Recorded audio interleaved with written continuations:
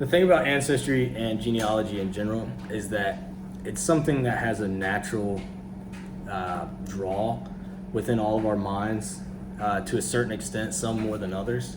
Is to just know your story and to know where you came from and where your family came from, and to be able to even have a look into the past of what life might have been like, or how your family may have come to be where they are today, or why they are the way they are today. There's all kinds of different stories to be told about a family that can really link the dots together into your own life and into just the overall story of your family and their history. For example, take one of my own relatives. This picture right here is of Kirby Hope Peck, one of my ancestors who lived from 1873 to 1945. And it's just really cool to have this photo and to be able to say, this is someone who is blood related to me from the past. This is a photo from over 100 years ago that I can look at today, and it was at that time a relative of mine who was probably around my current age. So it's pretty cool to look back in the past and think, what would life have been like for me in his shoes? And to look back into those stories of how they lived and the different things they did during their lifetime and the different things that they accomplished. So, different things that you want to talk about when you try and get a customer are going to be striking what first drew you to ancestry and to genealogy. And that may be your family migrating over to the US or to whatever country they currently live in. Or that might be family photos that you wanted to uncover to see what family may have looked like during that time, or just to be able to have that visual of your family in a prior period. And some people, it's just to know how the name was carried down. It's cool to see repeating first names. A lot of times you'll see your own name repeated through your family line. A lot of times you'll see stories of families changing the spelling of their name because of a geographical move, or other instances and just things that happened during their lives that impacted them in a way that caused them to want to change that spelling, or to maybe move to a new place. All kinds of things happen along the way in our lives that we like to maybe keep a record of, because it's cool to use those stories of our family from the past to look into our own lives and even our own futures. So, that being said, we're going to kind of just talk a little more about the different types of data you can collect and how you can advertise that data to people to make them interested in wanting to look into genealogical research.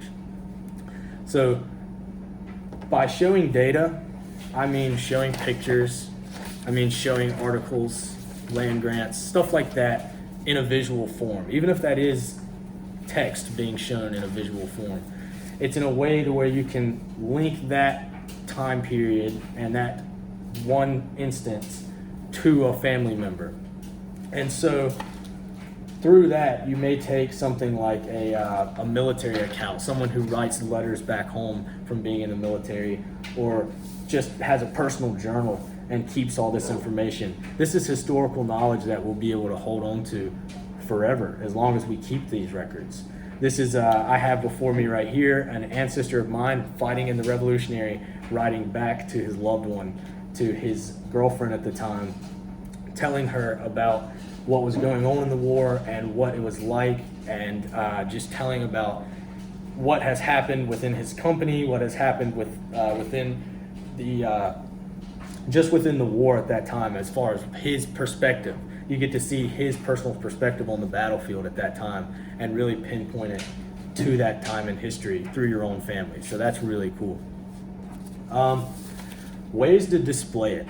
So you want to display this content, this data, on different types of social media, maybe a website, through ads, all kinds of different forms of marketing you can look into. Maybe I want to put this picture up with a whole different collection of other photos. Maybe have 3 photos displaying historical figures from your family, maybe 18th, 19th century family members, that photos that were taken in the 19th century when photography first came around, when you'd be able to see the evidence right there, visual photographic evidence of family members. So that's pretty cool stuff to be able to show, because people see that and they say, wow, that's really your great grandfather right there on a photo. I would love to be able to see if there's a photo out there of my great grandfather that I could find. And lo and behold, you go doing some research for somebody and there you have it. There's a photo of their family member that they've never seen before, but maybe someone in their family's seen it, and they can even verify and say, yes, that's your great grandfather. That's incredible. How do you have that picture? So it's really cool to look into this different data and how you can interest other people and strike a chord with other people to make them want to use you.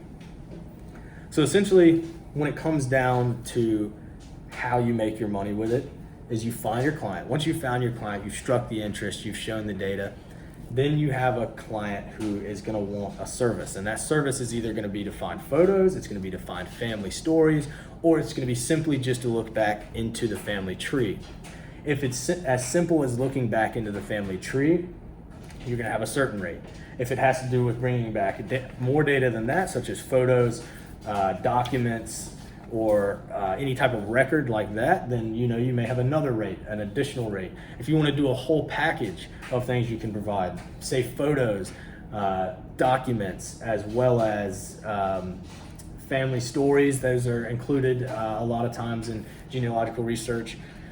Anything you want to add on, you choose how you charge it. I'm not going to tell you what rate to charge or how to do it too specifically, other than to say this is what to display. You display your data, you find your client. Once you found your client, and then you just want to offer them a service. You decide what that service entails and what you charge for that service. And it's best to give a list of options for different price ranges as well as for different research. People want different data, they want different stuff out of your family research.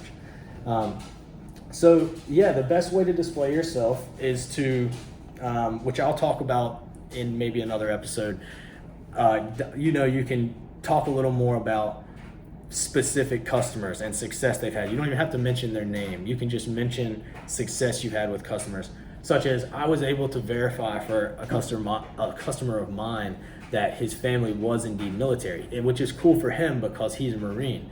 And so then finding out that his family was truly military, like he had been told through stories, he just didn't have that factual evidence. Being told they were military, it made his day. I sent him a military draft card of one of his ancestors. And so to him, that was amazing. That was like, wow. He was proud to be a part of our military that much more because of an ancestor who also served. It was just cool to know he carried on that legacy.